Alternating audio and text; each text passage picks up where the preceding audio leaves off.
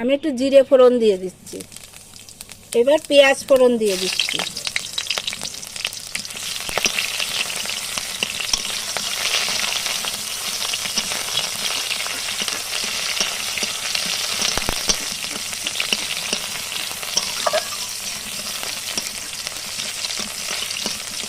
পেঁয়াজটা একটু লাল লাল হয়ে উঠেছে, এবার আমি লতি দিয়ে দিচ্ছি।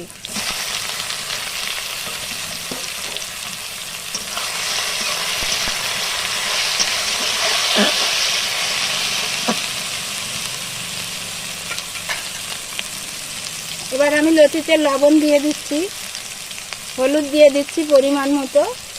এবার দেখো, শুধু লঙ্কা আমি ভিজায় রেখেছি, লঙ্কার গুঁড়ি এই দিয়ে দিচ্ছি।